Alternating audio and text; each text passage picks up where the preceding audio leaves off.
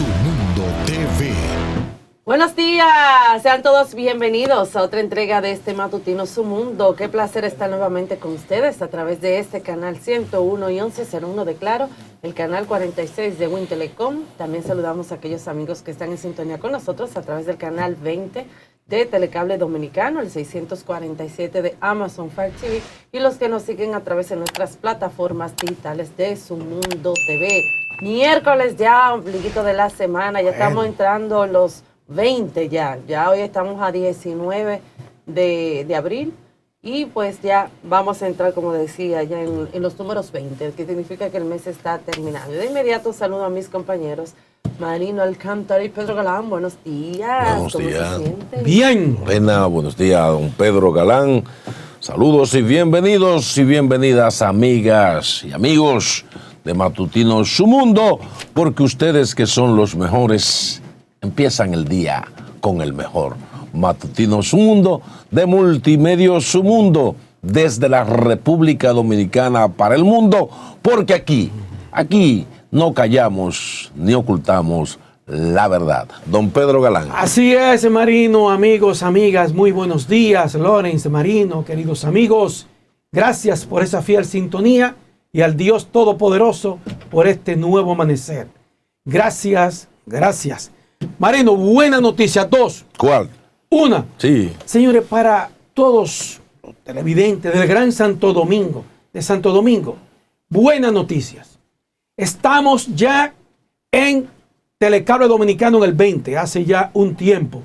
Pero, Marino, sí, estamos también en Éxito Visión. Ay, sí. En el 69. Todo eso aquí en el Santo Domingo. Estamos también en Retevisa, en el 116. Sí. Y estamos también en Unicaribe, en el 186. Y más adelante, Marino, sí, vamos a ir diciendo en todas las provincias donde estamos. Este multimedio Su Mundo se expande a nivel nacional. De forma exponencial. De forma exponencial. Sí. Y, Marino, por fin.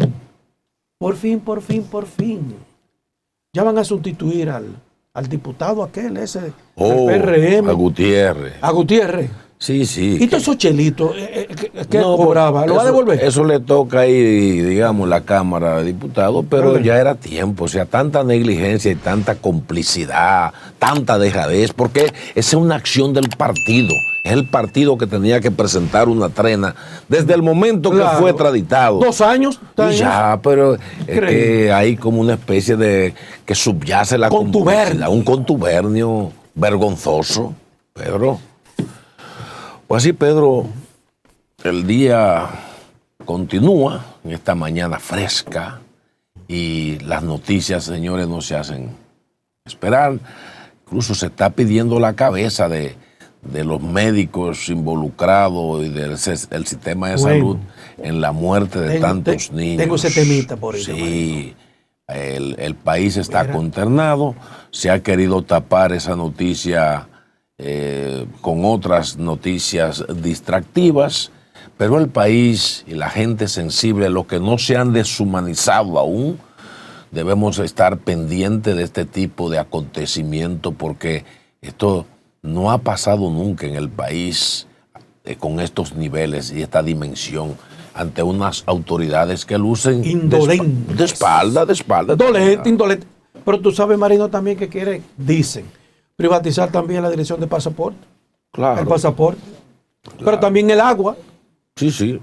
Dime. El pasaporte yo lo entiendo, ¿sabe por qué? Porque pasaporte en estos momentos, ante la estampida. ¿Y no fue provocado eso? Pues claro, Pedro, las crisis. El dominicano que está en el exterior, la gran mayoría, son exiliados económicos. Entonces, si el país no le brinda las oportunidades a nuestros profesionales, a nuestros obreros, a nuestras mujeres, tienen que salir corriendo, arriesgarse al mar, lanzarse por la famosa vuelta. Entonces, un signo que muchos no están leyendo es que el nivel y el aumento de la gente que se quiere ir del país va aumentando de forma exponencial. Esas filas buscando pasaportes para salir del país son señales sociológicas de que la economía del país no anda bien, de que la gente no se siente con la esperanza de que esto puede cambiar.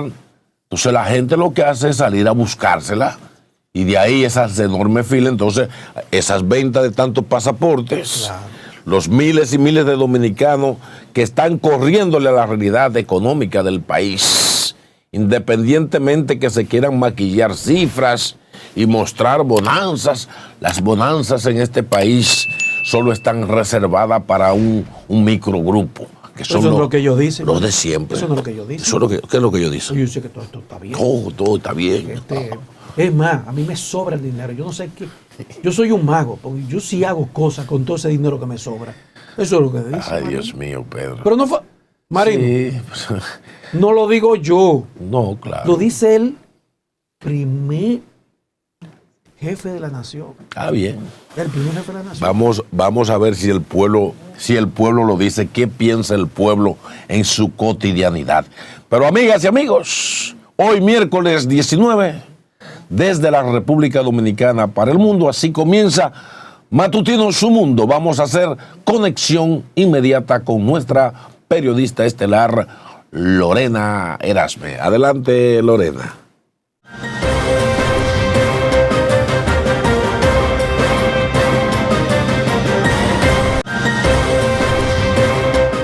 Así es, Marino, de inmediato pues vamos con nuestro segmento de lo más relevante, y es que la República Dominicana pareciera ser el refugio seguro de extranjeros que salen huyendo de su país, acusados de múltiples delitos como asesinato y narcotráfico. Nuestra compañera Yulisa Reyes nos trae la siguiente historia.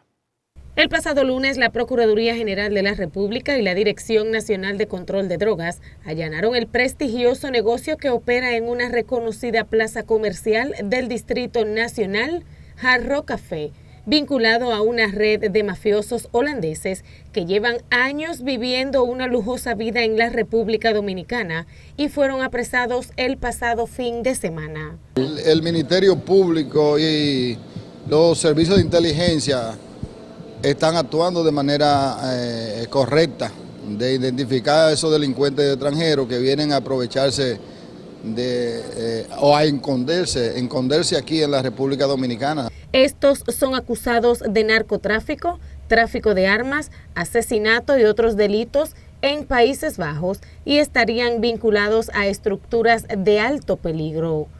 Es importante que los organismos de seguridad del Estado estén activos y atentos a este tipo de acciones.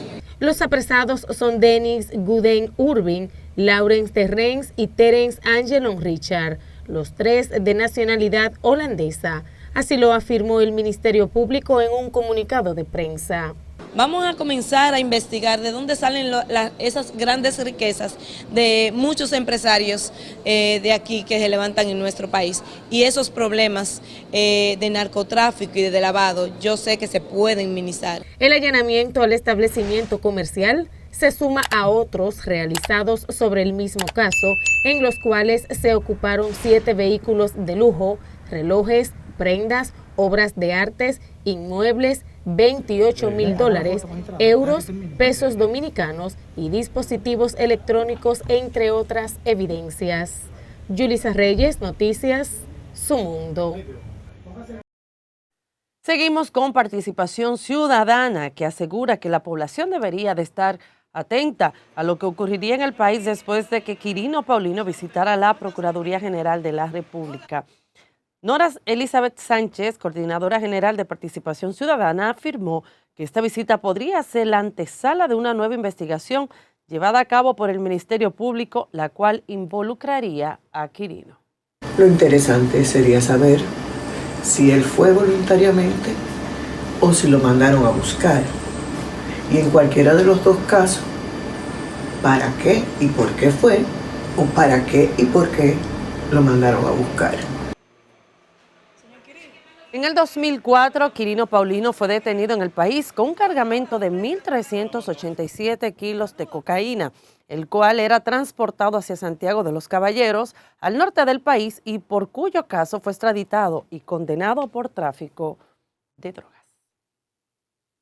Y seguimos con este tema porque la Procuradora General Adjunta y titular de la Dirección General de Persecución del Ministerio Público, Jenny Berenice, se negó a ofrecer declaraciones sobre la inesperada asistencia del ex convicto por narcotráfico Quirino Ernesto Paulino la mañana del lunes a la Procuraduría General de la República. En el 2004, Quirino Paulino fue detenido en el país con un cargamento de 1.387 kilos de cocaína, el cual era transportado hacia Santiago de los Caballeros, al norte del país, y por cuyo caso fue extraditado y condenado por narcotráfico de drogas. En los últimos años, su nombre ha sido utilizado para señalar a altas figuras políticas dominicanas envueltas en sus negocios. Luego de que el director materno infantil y adolescente del Servicio Nacional de Salud, Martín Ortiz García, confirmara que un brote infeccioso que provocó la muerte de 34 niños en el pasado mes de febrero, las reacciones por parte de los principales organismos de salud y expertos legales no se ha hecho esperar. Nuestro compañero Martín Severino nos amplía más. Para el presidente del Colegio Médico Dominicano, Zenén Cava, es mayor el número de muertes que las que fueron reportadas por el Servicio Nacional de Salud, por lo que demanda una auditoría para que la verdad sea conocida. Y el Colegio Médico responsablemente demanda de las autoridades del país que ahí haya una comisión que les rinda, porque se lo merece la nación, un informe real de lo que pasó y está pasando en los Minas. Desde enero hasta abril. ¿Qué es lo que está pasando y se quiere incubar? No vamos a ser cómplices, no solamente de esas 34 muertes, de una sola muerte. Cava también considera necesario que la investigación esté encabezada principalmente por el Ministerio de Salud Pública y otras organizaciones relacionadas al sistema de salud dominicano. Estamos exigiendo que el Ministerio de Salud Pública, como rector del modelo, y la Universidad Autónoma de Santo Domingo, que es quien avala los programas académicos, estén en esas investigaciones. Se dice que son más, se dice que son 70, de 72 a 74, porque 34 muertos fueron en marzo. Pero se establece que la situación desde enero hasta abril, y se está hablando de 70 y pico. En tanto que para el abogado Juan Pablo de la Cruz, si se demuestra que hubo algún tipo de negligencia en estos casos por parte de las autoridades del centro, podrían existir implicaciones legales si las familias actúan. La falsedad en escritura pública en nuestro país, o en las leyes que contemplan nuestro país, tienen una pena máxima de 5 años. Cuando hablamos de 5 años frente a la vida de un menor de edad o de una persona que no pudo defenderse, ni remotamente pudo hacerlo, porque a pesar de todo era recién nacido, yo creo que ahí es donde entra lo que los constitucionalistas llaman el balance entre los derechos fundamentales, y en este caso se aplicaría a qué pena obtendrías tú cuando sometes a una persona por la falsedad en escritura pública. El gremio de los galenos entiende que actualmente los datos que pueda ofrecer la dirección de la maternidad no son confiables, ya que muchos de los libros de asentamiento de datos fueron alterados. Según Cava, este tipo de situación pone nueva vez en relieve el mal estado en el que se encuentran los más de 100 centros de salud donde interactúa el SNS y las deficiencias del sistema de salud dominicano. Martín Severino, Noticias Su Mundo. Siguiendo con este tema, congresistas pidieron que se investigue y se establezca responsabilidades por la muerte de 34 bebés en febrero pasado en el Hospital San Lorenzo de los Minas. Esto es en Santo Domingo Este. Nuestra compañera conversó con ellos y nos trae la siguiente historia. Vanessa Valdés. Ante el deceso producido por una bacteria que cobró la vida de 34 bebés reportados en el mes de febrero en la maternidad de Los Minas, el presidente de la Comisión de los Derechos Humanos, Dionisio Restituyo, pidió la cabeza del ministro de Salud Pública y el director ejecutivo del Servicio Nacional de Salud. Debiera de estar nosotros pidiendo aquí la cabeza del ministro de Salud Pública y del Director Nacional de Salud. No es la primera vez que ocurre este tipo de hecho en este centro asistencial, por lo que Restituyo entiende que ha sido un descuido de las autoridades de la maternidad. Significa que eso se repite ahora en el San Lorenzo de los Minas, pero también pasó en el Robert Reed y ha pasado también en Santiago. Entonces quiere decir que que se descuidan en el seguimiento de estos casos y por eso se provocan estas muertes. El senador Bautista Rojas Gómez entiende que hubo negligencia por parte de las autoridades de la maternidad San Lorenzo de los Minas y pide una exhausta investigación. También los parlamentarios Lía Díaz Santana y Franklin Peña externaron sus consideraciones sobre lo ocurrido. Como presidenta de la Comisión de Salud y los demás miembros que están en ella, cualquier propuesta que tenga un legislador, porque una de nuestras funciones es fiscalizar de que sean citados los directores, pues nosotros como presidenta de la Comisión de Salud oiremos las particularidades o las consecuencias que hubo en dicho hospital. Todos tienen que ser responsables de esto, o sea, no puede solamente ser el director. Pues yo no sé si al director le mandan a decir de la región, no diga eso. Y al de la región le dijeron, no diga eso, desde otro nivel más alto. Entonces, eso es lo directo. Lo indirecto es lo que es la rectoría, o sea, los programas que lo dirige el Ministerio de Salud. Entonces, el programa de materno-infantil tiene que estar enterado de esa situación para saber lo que está ocurriendo. Sí, o sea, vamos a citar al director del hospital, que es la máxima autoridad, para que dé una explicación aquí en la Comisión Permanente de Salud y podamos nosotros tener una opinión más acabada y así hacer las recomendaciones, que sé que nuestra presidenta de la comisión es pediatra, es muy humana y conoce muy bien lo que puede pasar o lo que pudo pasar. Es nuestro pedimento y sé que lo vamos a hacer así. La muerte de estos infantes ha sido tema de debate en el Congreso Nacional desde diferentes curules. Lo que nosotros entendemos que aunque no se están muriendo los hijos de los funcionarios, son los hijos de nuestros ciudadanos y pedimos la destitución inmediata del director de ese hospital, inmediata. Llama a una investigación, llama a profundizar sobre esos acontecimientos y al final tomar decisiones contundentes con relación a las responsabilidades. Y es que se podría realizar de manera formal la solicitud desde el Congreso Nacional para que las autoridades sanitarias de la maternidad San Lorenzo de los Minas expliquen lo sucedido ante el hemiciclo. Vanessa Valdés, Noticias Su Mundo. La tarde de este martes continuaron los trabajos de limpieza y acondicionamiento de la vía en el cual los mercaderes del sector de pintura operaban. Además, se agilizan los trabajos de acondicionamiento de casetas para asignar a quienes aún no reciben dónde continuar vendiendo sus productos. Nuestra compañera Yulisa Reyes con el siguiente reporte.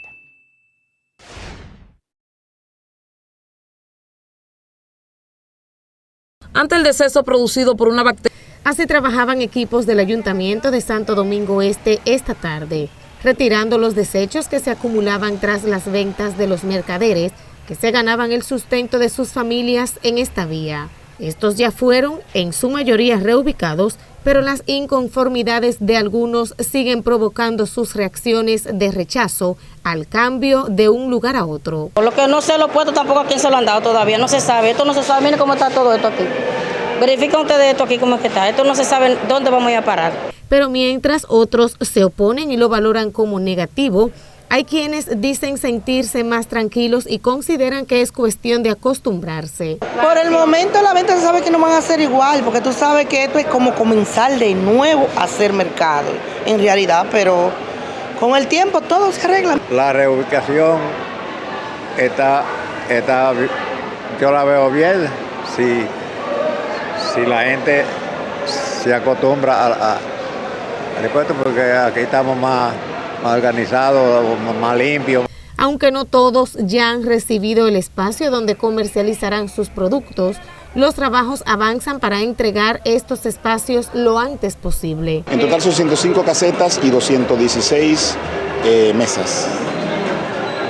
suficientes para dotar a cada uno de los que estaban en la calle de un espacio. Suficiente y sobra. Porque estaban cogiendo mucha lucha, lluvia, sol y la venta no dañaba pila.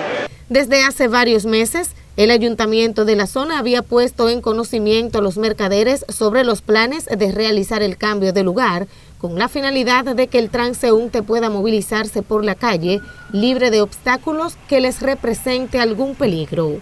Yulisa Reyes, Noticias, Su Mundo.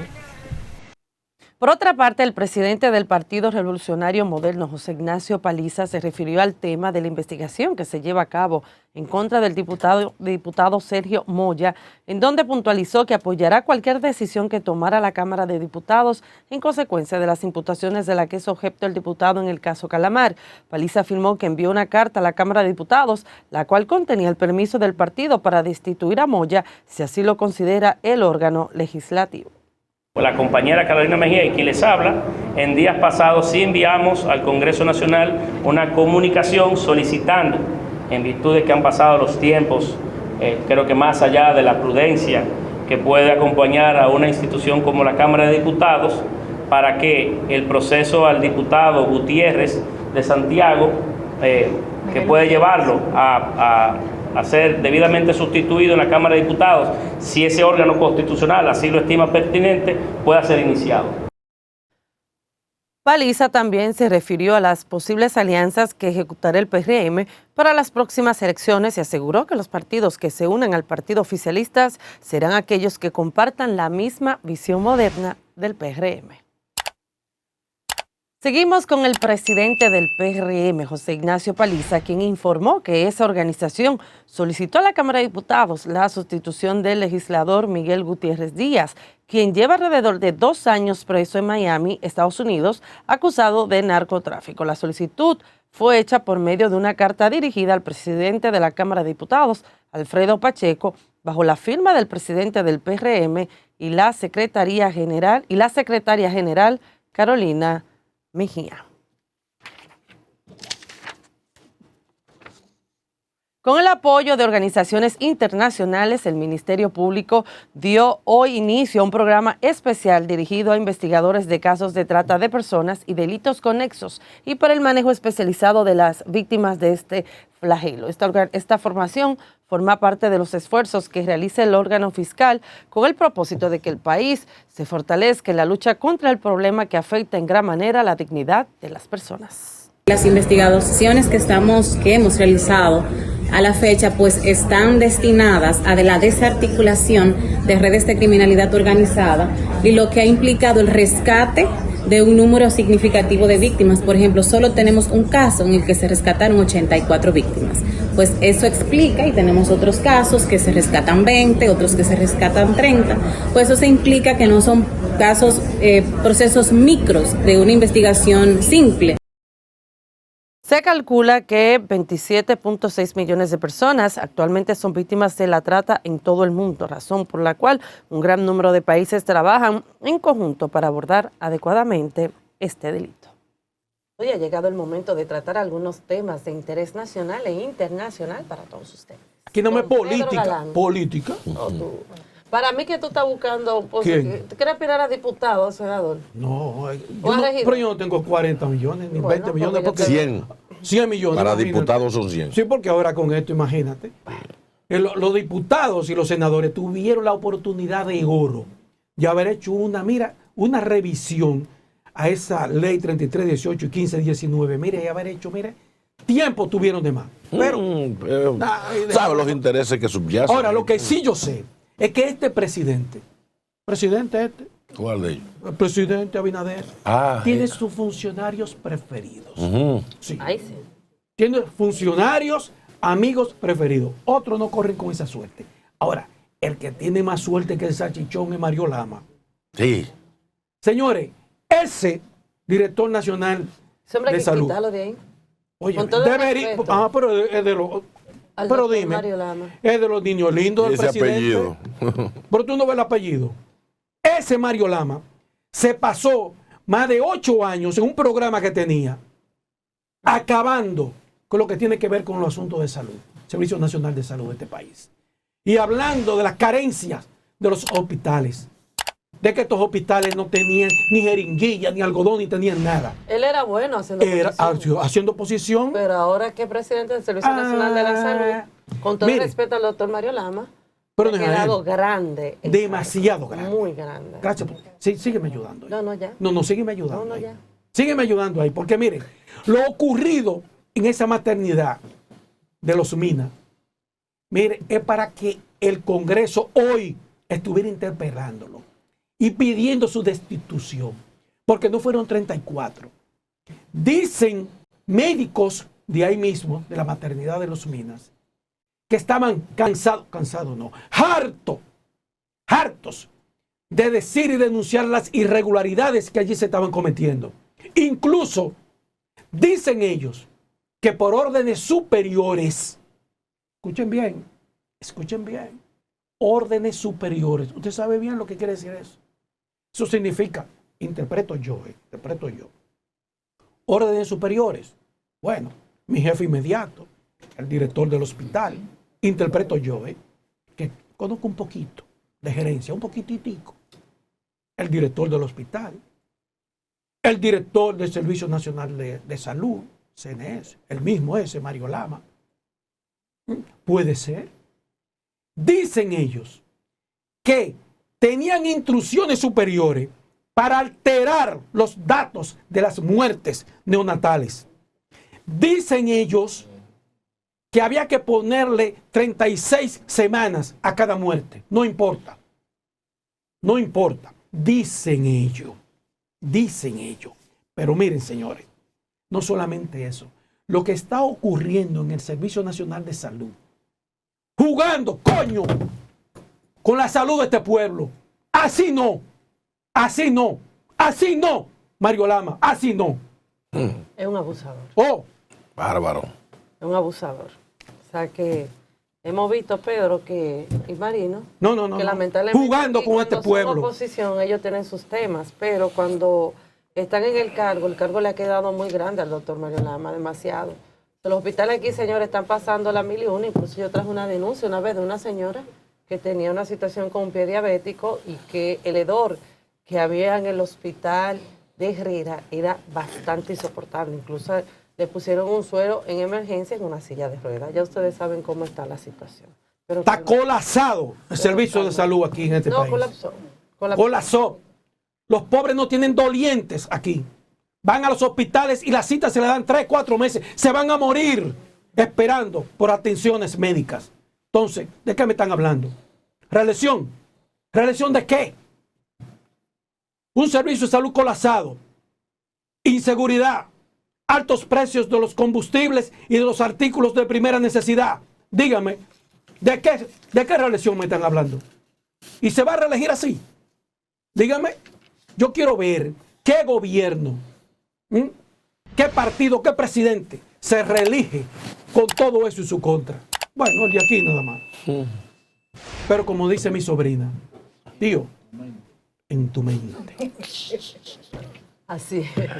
Bueno, señores, para tratar un tema brevemente, es con relación, en el día de ayer observaba unas declaraciones del candidato presidencial por el PLD para las próximas elecciones del 2024, Abel Martínez. Ayer él fue entrevistado en un medio del país donde él hablaba sobre la situación, la crisis haitiana, ¿verdad?, que está pasando el vecino país y que lamentablemente afecta a República Dominicana. Habló también sobre la posición del presidente Luis Abinader ante este dilema, entre otros puntos, pero dentro de todo esto lo que llamó la atención es que Abel Martínez se refirió a los nacionales haitianos de que ellos comen gatos y culebras para economizar en República Dominicana.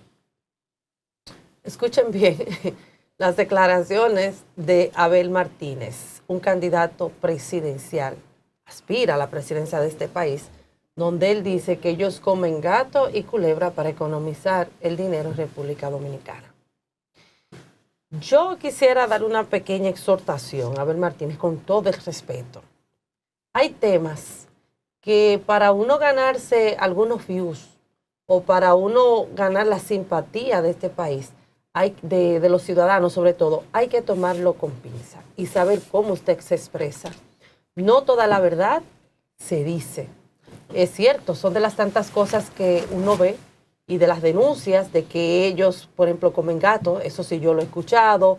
El tema, por ejemplo, de que ellos aquí practican el vudú y toman animales, chivo, gato, perro y los sacrifican, una cosa dantesca totalmente, que aunque es parte de su religión, de lo que ellos hacen, no, aquí en República Dominicana no hay por qué permitirle ese tipo de cosas. Pero bien, el punto es que considero que una persona, en este caso un político, que desea ser presidente de la República, con un tema como el de Haití, debe de tener mucho cuidado cómo se expresa.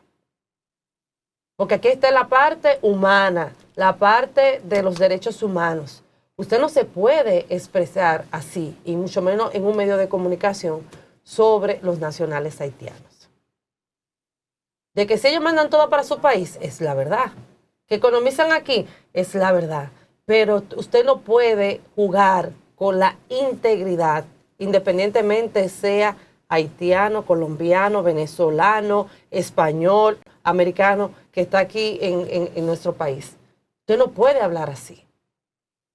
Entonces, he observado de que Abel Martínez solamente habla el tema haitiano. Aquí hay tantos problemas donde él puede, por ejemplo, tratar o fijar una posición, el tema de la delincuencia. Mira ese tema también, por ejemplo, de lo que pasó en la maternidad de Los Mina, el tema educación, el tema salud en sentido general, el tema de la canasta básica, en fin, hay tantos problemas latentes actualmente en el país que Abel puede fijar una posición o puede tratarlo o presentar una propuesta, porque no es tan solo criticar, enseñen una propuesta, porque se supone que si usted aspira a la presidencia, ya usted tiene que ir trabajando con un plan de gobierno. Desde que usted le llega el pensamiento, quiero ser presidente de la República, se supone que inmediatamente usted está diciendo, yo quiero trabajar en el tema educativo, quiero trabajar en el tema mujer, en el tema niñez. Pero aquí los políticos solamente saben criticar y no presentan una oferta. Entonces yo creo, Abel, con todo el respeto, Abel se ha quedado atrás.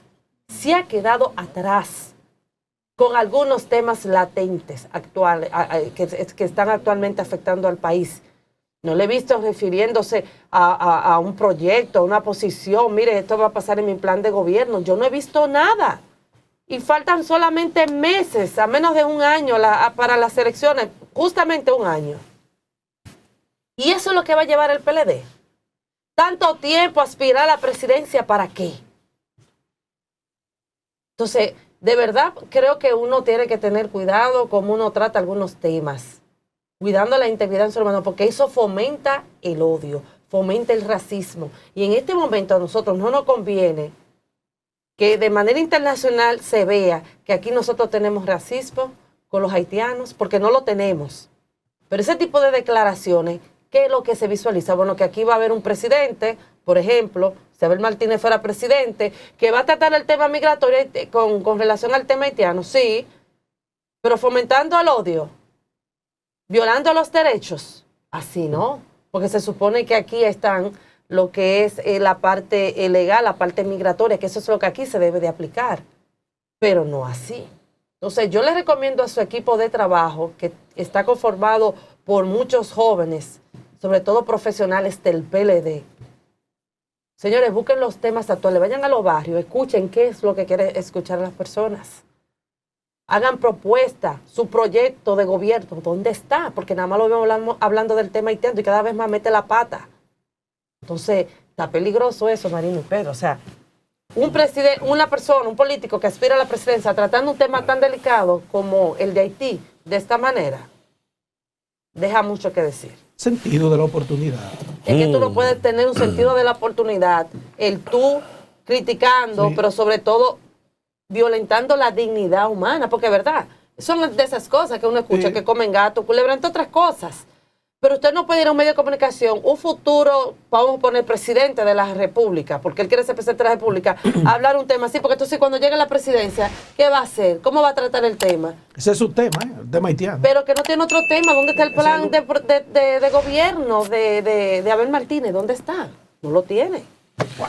Así es, señores. El país sigue con muchos problemas. Miren, a raíz de la salida de Jean-Claude Duvalier del poder, después de ese régimen padre e hijo de más de 30 años en el poder, muchos capitales haitianos, muchos empresarios haitianos cruzaron este lado de la frontera y vinieron cargados.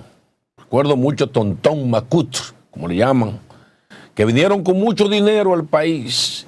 Fueron recibidos muchos en la capital, en el este, hicieron grandes inversiones. Al día de hoy eso continúa.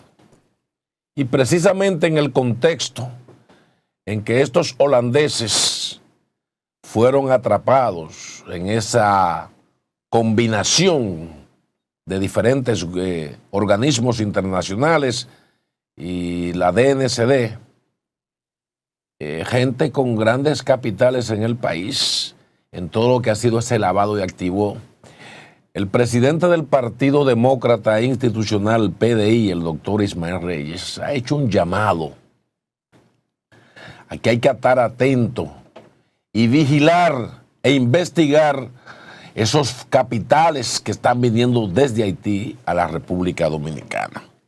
Porque aquí sabemos que muchos extranjeros tienen inversiones aquí, pero los haitianos, en coordinación con otros empresarios dominicanos, que también aquí hay muchos prestanombres, que hay empresas vinculadas a la distribución de combustible, hotelería, empresas de todo tipo con capitales haitianos, en coordinación muchas veces con peajes que tienen que pagarle a los dominicanos para entrar. Yo recuerdo cuando el gobierno de Donald Trump vinieron empresarios estadounidenses que querían hacer inversiones en el área turística en el este y tuvieron que devolverse otra vez a Miami, a Estados Unidos en general, porque las cuotas y peajes que le estaban pidiendo los incumbentes de entonces le hicieron alejarse, porque ellos podían dar, qué sé yo, el 10% de comisión, pero eran millones en dólares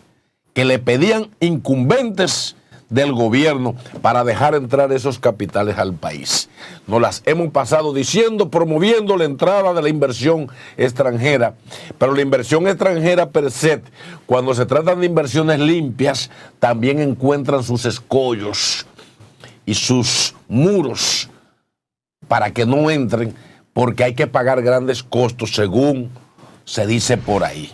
Ahora bien, pero cuando se trata de delincuentes internacionales, de esa gran laundry, de esa gran maquinaria de lavado de activos, de esas torres que se elevan de un día para otro, usted mira para un lado, está vacío, y en pocos días hay una torre enorme. Eso hay que investigarlo también, porque esos capitales en esta especie de paraíso tropical del Caribe para la entrada de dinero de lavado, hay que darle seguimiento, señores, porque eso de alguna forma u otra va dañando la visión internacional que se puede tener sobre un país que se maneja correctamente. Los delincuentes internacionales no pueden operar en ningún país, y el crimen tampoco, si no tienen autoridades locales que le facilitan las villas, la protección. Fíjense que aquí muchos de esos grandes delincuentes que han sido perseguidos por la DEA, por la Interpol, etcétera, cuando han llegado aquí, han estado bien instalados. O no tenía agosto, tenía carné del DNI, tenían todos registros y podían andar con identificaciones, porque ha habido tradicionalmente un contubernio. Ningún extranjero va a meter dinero en un país de lavado si no tiene aquí quien le guarde las máquinas para lavarlo. Las loterías también se han estado prestando de alguna manera con la gente que se saca premios, también para hacer ese tipo de lavado. Entonces, ese llamado que hace el doctor Ismael Reyes, presidente del Partido Demócrata Institucional, PDI, aquí hay que estar vigilante, atento, supervisando los fondos de los dineros de extranjeros que están entrando al país. Atento, porque cuando es un infeliz que va a buscar un dinerito a hacer un depósito, le hacen todas las investigaciones del mundo. ¿O no hubo un chofer que sacaba más de 1.000 millones de bancos?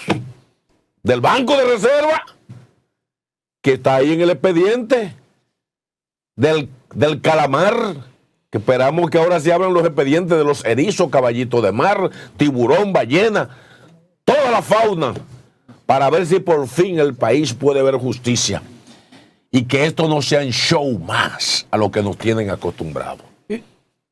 Pero, ¿y qué son 1.000 milloncitos? Es verdad. 1.000 milloncitos. Diario. Pero muchos han pasado por el gobierno 4 años, 8 años y declaran 2.000 y 3.000 millones de pesos. ¿Cómo nada? Declaran. Entonces 1.000 milloncitos. Es verdad. Gente que andaba de que un motorcito 50 y dice, 1.000 milloncitos. ay, Virgen, Bueno, Dios te señores. gracias. Pero nada, son las No, cosas yo que me voy de tenemos aquí. que ver en este país. Hay que Así dárselo a Lorena, que hay que dar. A Lorena y a Diana hay que quedar Sí. en este país. Y a Edgar. hay que luchar por ¿Luchar un qué? país mejor. ¿Y tú tienes fuerza para eso? Bueno, tenemos la voz desde aquí, desde Y fe. Multimedios Su Mundo, y está con nosotros nuestro invitado de este día, un hombre de Estado, político, con mucha sabiduría, sobre todo. Experiencia. Y experiencia, así mismo es. Señores, él es Héctor Guzmán, él es actualmente aspirante por la senaduría del Distrito Nacional y también vicepresidente del PRD. Le damos la bienvenida. Como hay mucho que hablar, aquí es un día entero hoy. Yo se lo dije, se prepare. Buenos días a todos ustedes y a los amigos que no están aquí en sintonía con nosotros. Pero yo quiero aprovechar, comenzando el programa, para saludar a mi amigo y hermano Ismael Reyes a través de Pedro, por lo del partido del PDI, Partido Demócrata Institucional. Y sobre todo, sabiendo nosotros que Ismael es uno de los políticos decentes del país. Bastante Y decente. necesitamos políticos así, decentes, claros, directos, y que se la han jugado por la democracia. Entonces, para mí, así como yo lo felicito a ustedes, también para mí una felicitación, porque una gente como Ismael y un partido así, a la democracia le conviene, que se mantenga claro que activo. sí. Y yo sé que ustedes lucharon mucho para eso, y lo lograron. Así que mis felicidades a Ismael a través de ti, Pedro.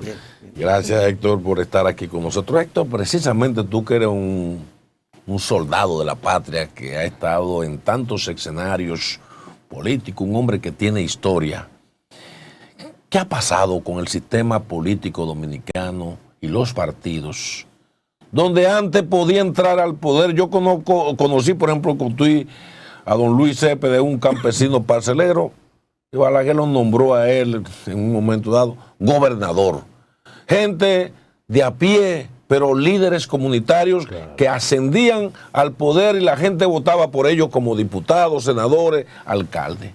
Hoy por hoy, y eso es lo que yo no entiendo, y por eso hay mucha gente que se está alejando incluso de la política, porque el que no tiene dinero no puede aspirar, porque si yo para ser diputado tengo que buscarme 100 millones o 200 millones de pesos para servirle al país. Entonces, ¿cómo tú miras? ¿Qué es lo que ha pasado en el país? Tú has traído un tema al debate que a mí me encanta, porque una de las funciones que tenemos que hacer los políticos es llevar a la conciencia de la población su gran responsabilidad que tienen a la hora de votar. Porque el sistema de partido político es donde descansa la democracia. Y en la democracia descansa la estabilidad política y social que tenemos. Nosotros tenemos más de 40 años con una estabilidad política y social que es envidiable por muchos países. Y eso es un logro del liderazgo político dominicano y de la sociedad dominicana. Y si hablamos de inversión y de desarrollo del país, se debe a esa estabilidad, que muchos países no la han podido tener como nosotros la hemos tenido. A pesar de nuestra diferencia en momentos de crisis, no hemos puesto de acuerdo para mantener la estabilidad y la paz social. Entonces la política, lamentablemente desde el interno de los partidos, ha venido degenerando. Yo soy honesto en decir que esa degeneración política inclusive ha ido provocando en la población cada vez más un rechazo o una opinión negativa a los partidos políticos. Y lo hacen de manera generalizada y dicen también a los políticos. Y a mí me preocupa cuando generalizan, porque lo que hemos tenido que hacer política pagando un precio muy duro, con honestidad, nos vemos afectados. Por eso yo en muchos sitios cuando dicen los políticos todos son unos ladrones, yo digo, no, espérate, no generalice, porque yo no soy un ladrón en la política, ni actúo de esa manera. Yo sé que hay ladrones, que hay sinvergüenza, como lo hay en todo. Tú te vas a la iglesia, te vas al periodismo, te vas al arte, te vas a todo. Hay de todo en la viña del Señor, como dice en la Biblia. Ahora bien, el fenómeno de la degeneración política y el rechazo de la población a los partidos políticos no solo es exclusivo de República Dominicana. Y déjenme decirle, y en algunos países de América Latina ha traído consecuencias hasta peligrosas para el sistema político y la democracia. Y hay un ejemplo muy sencillo reciente ahora. Yo hablaba con unos amigos asesores de Costa Rica, que Costa Rica era para nosotros el ejemplo antes de la democracia y ese tipo de cosas, la Suiza. El señor que está gobernando en Costa Rica ganó una elección en 2 veces. Él llegó en el último año, en un noviembre, luchando con Figueres, José María Figueres, que era todo un estadista, todo un hombre de la paz y la cuestión intelectual. Y ese señor con un discurso populista, acabando con lo político y metiendo la famosa agenda que anda por ahí, el tipo en 2 meses, él estaba con un 2% en la primera vuelta. Y cuando se fueron a la elección, el que estaba en segundo en todas las encuestas para la primera vuelta, el que estaba en segundo cayó, que no apareció, y el tipo apareció de una vez en segundo lugar. Y cuando fue a la segunda vuelta le ganó a Figueres. Y tú te preguntas, ¿y qué fue? Pues el tipo tomó un discurso contra los partidos, contra los políticos, y la gente votó por él en Costa Rica, que estamos hablando que es una sociedad bastante formada, vamos a decir. Entonces ese ejemplo que tenemos ahí nos sirve a nosotros para la República Dominicana, que como dice Marino, tú ves gente que se mete en el activismo político y salen diputados, salen senadores y salen alcaldes a base de dinero y mintiendo a la población y engañando a la población. Pero entonces cuando van y ejercen el puesto, ahí vienen las consecuencias. Ahora mismo los costarricenses están en Costa Rica al grito. Pero ustedes han visto ya lo que ha pasado en lugares como el Perú, en otros sitios, que han venido estos fenómenos que surgen por el deterioro de la actividad política del sistema. Y después el país es que paga y ese tipo no puede terminar. Pues bueno, el país es un momento de peligro. ¿Por qué? Porque la política es para la política. El que va a manejar el Estado no puede ser persona improvisada, no puede ser una persona sin vocación de Estado, no puede ser una persona sin haberse formado. Y cuando tú sales y coges cualquier persona y lo haces presidente, y después tú ves que estamos todos mortificados, pero el hombre no sabe gobernar. El de Costa Rica que llegó, que es apellido Chávez, en un año lleva más de 20 ministros que lo ha cambiado. Porque él no sabe lo que está manejando. El tipo llegó ahí cuando no sabe, no tiene partido, no tiene estructura. Entonces el tipo llegó, pero ahora tiene Costa Rica un problema. Y así ustedes han visto en América Latina lo que ha pasado. Entonces, en Dominicana, nosotros creemos que, como tú dices, de manera clara, lo que ha pasado es una degeneración de la política. Nosotros, los que éramos antes políticos profesionales, fíjense que inclusive en los escándalos de corrupción y todo lo que ustedes ven, es muy raro que usted encuentre un político profesional. Es posible que usted vea una persona que era empresario y se metió a político. Sí. O que era otra cosa y se metió a político. Pero político formado 24/7, como hacemos nosotros, es muy difícil. Porque la formación política, el compromiso político, la vocación, te hace cuidarte de muchísimas cosas. Y yo en ese tema, por eso yo invito a la población dominicana, que es la que tiene un poder muy fuerte a la hora de votar. Y a veces la gente, uno se queja de a quién tú eliges, pero tú a la hora de elegir, tú tienes en tu mano a quién tú vas a elegir. El arma, tú tienes, como no dices. Yo soy de lo que exhorto a la sociedad dominicana a que vote por candidatos ahora que vamos a elecciones, que son los que le convenga a su comunidad y a su país, sin importarle partido. Porque ahora tú te pones a comparar los partidos, yo soy honesto de decirlo, y no hay diferencia. Tú te recuerdas que antes tú decías, este partido es dogmático, este partido es esto, este es socialdemócrata, y tú establecías diferencias. Pero ya la gente no hay diferencia. Porque tú dices, pero vean, que este llega al gobierno y sigue haciendo lo que el otro hacía. Y no de que era diferente la cuestión. Entonces, ¿qué es lo que puede? Por eso es que yo siempre he dicho, al igual que los cargos, el cargo no es el malo o el bueno, es el funcionario. Es la persona. Claro. Tú pones, y aquí hay un ejemplo reciente, en la Lotería Nacional hubo un escándalo y se llevaron a la administradora. El 13. Estuvo en justicia y pusieron aquí Cotabal, se acabó el ruido de la lotería. Pero es la misma lotería, es la misma oficina, es el mismo asiento, es la misma actividad. ¿Qué fue lo que cambió? El jefe. Y todo el mundo sabe lo que es Cotabal.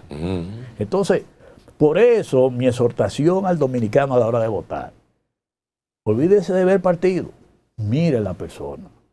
Porque en el campo son muy claros. En el campo, cuando van a comprar un novillo, lo que dicen, déjame ver la raza, déjame ver el origen, y le dicen el pedigrí, para ver si es bueno. Y el campesino es un hombre inteligente. No es verdad que todo lo que tú le traigas es lo primero que déjame averiguar qué es lo que es, de dónde viene este becerro. Entonces, y yo no quiero decir que el electorado sea que tenga que ver en un político como comprarlo, sino yo pongo el ejemplo de la raza porque usted tiene que ver la trayectoria de la persona. Claro. Aquí nos conocemos todos. Aquí sabemos, aún puede estar acostado y usted sabe si el tipo es cojo o si camina bien sin problema, porque aquí nos conocemos todos. Entonces, yo en esa línea del deterioro que estamos sufriendo los partidos políticos y la actividad política misma, a los dominicanos yo les recomiendo que a la hora de votar, que van a votar ahora en febrero por la municipal y en mayo por la presidencial y congresional, voten por la persona, olvídense de partido. Yo mismo en mi aspiración ahora senador, que estoy visitando lugares y me encuentro en plazas comerciales y hay personas que me dicen, a mí no me importa el partido que tú estés, yo por ti voy a votar. Me lo dicen así. Gente que son hasta de otro partido y me dicen, mira, yo contigo voy a apoyarte, pero a mí no me importa el partido que tú estás. Ni siquiera me preguntan, pero yo no, pero yo... Me dicen, no, a mí no me importa el partido. Y yo eso... me siento bien y ojalá yo quiero que todos los dominicanos piensen así. A mí no me preocupa que usted me averigüe si es de partido y que me diga a mí, no, yo no tengo que ver con partido, es a ti. Yo estoy de acuerdo en eso, porque es que la única manera que tú puedes garantizar que este país pueda tener buenas autoridades municipales, buenas autoridades congresionales, buen presidente, es que la gente ya valore a la persona que se está postulando, más que a un partido, porque al final de cuentas, ya nadie se debe a los partidos. La fidelidad partidaria ha caído mucho. Ustedes no se dan cuenta cómo una gente lo eligen en diputado, senador y después se declara allí y hace lo que le da la gana. Sí. Llega al cargo. Y llega al cargo y después tú le dices, pero ¿y el partido? Dice, ¿qué partido? Yo vine aquí por mí, yo por mi cuarto y mi cosa. Esas son las actitudes que tú estás viendo. Entonces, todos esos criterios de principio que tiene que tener una gente desde la formación familiar, de la formación ética, moral, en la sociedad, en el barrio, en el campo, donde quiera. Hay que valorarlo porque tú sabes que si votaste por una persona que tú conoces bien, que viene de raza, como dicen, en un comportamiento, cuando tú lo ves en el Congreso, o lo ves en los ayuntamientos, o lo ves en el gobierno, tú sabes que no va a fallar. Y yo siempre insisto en los ejemplos de las instituciones. Hay instituciones que pusieron un sinvergüenza y se daña la institución. Traen una gente con capacidad honesta y es la misma institución y cambia el servicio a la población. Entonces, yo aprovecho ese tema para exhortar al electorado a eso. No mire partido, mire a la persona que le están presentando y usted verá que así no se va a equivocar ni se va a arrepentir, conociendo bien la trayectoria de cada aspirante que podamos presentar en una boleta partidaria. Don Héctor, y hablando, bueno, de sus aspiraciones, ¿verdad? Como senador, ha hecho algunos recorridos en el distrito. ¿Qué escucha de la población? ¿Cuáles son esas quejas que quieren, que necesitan? Más o menos, si nos puede explicar ese acercamiento que usted ha tenido. Mira, en mi contacto, que visitando en las 3 circunscripciones, que primero lo hice con los dirigentes del partido para explicarles las razones de mi decisión de aspirar a la senaduría de la capital y de motivarlo a que se incorporen, con lo cual tuve una muy buena receptividad y después me estoy yendo a la población. Voy a la población organizada, comerciantes, dirigentes deportivos, comunitarios. ¿Qué yo encuentro? Para mí no es extraño, porque Pedro sabe que yo fui regidor durante mucho tiempo en la gestión de Corporán, de Fello Suberví y con Peña Gómez trabajé en la parte de la arborización de la ciudad capital. Es decir, yo viví 12 años metido en el ayuntamiento de la capital y conociendo la capital y en contacto. Sé cómo más o menos manejar estas situaciones. Pero la verdad es que cuando tú estás en contacto con la gente organizada, sentándote a hablar. Por ejemplo, yo fui a la zona colonial y me pasé 2 horas con el Consejo de Desarrollo Comunitario de la zona colonial, oyéndolo a ellos. Uno también aprende mucho. Yo no sabía que había tanto problema en la zona colonial, porque a ti te venden una zona colonial turística bonita, todo bien, pero es un turismo que se está desarrollando al margen de los residentes. sin tomar en cuenta a los residentes que tienen 40, 50 años viviendo ahí. Entonces, el gobierno habla de grandes inversiones, pero no está tomando en cuenta a los residentes, que tú tienes que pensar en las inversiones en función de que los residentes también viven ahí y necesitan que tú lo tomes en cuenta para saber cómo invertir ahí, beneficiándolo a ellos también, no solo al turista que va 2 horas y se va. Bueno, ese fue el primer ejemplo que yo vi. Y me sorprendí cuando oí que el hospital Padre Villini tiene un anexo. Bueno, el hospital está a la calle de la Mercedes, sigue cerrada.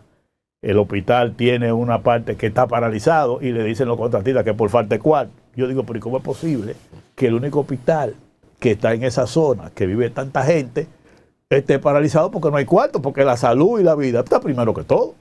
¿Y cómo yo me voy a preocupar por una acera o por un adoquín para la zona turística teniendo un hospital paralizado?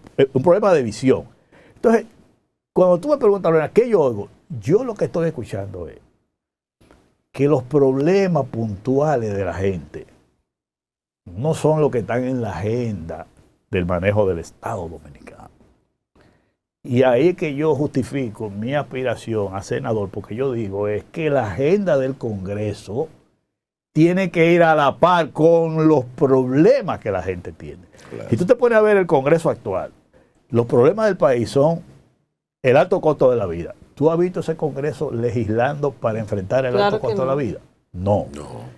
El segundo gran problema es la inseguridad ciudadana. En todo lo que ustedes oyen de los debates, de los proyectos, ¿ustedes están viendo proyectos que tengan que ver para enfrentar el tema de la seguridad ciudadana? No. El problema del empleo. Ustedes están oyendo proyectos ahí que tengan que ver para enfrentar. Y así vamos.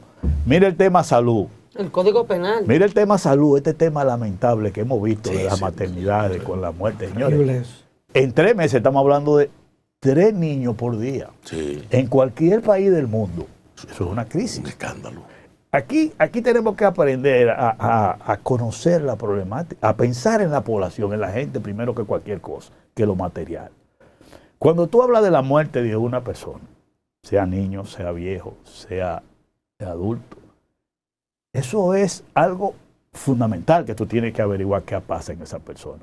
Es igual cuando se pierde un empleo.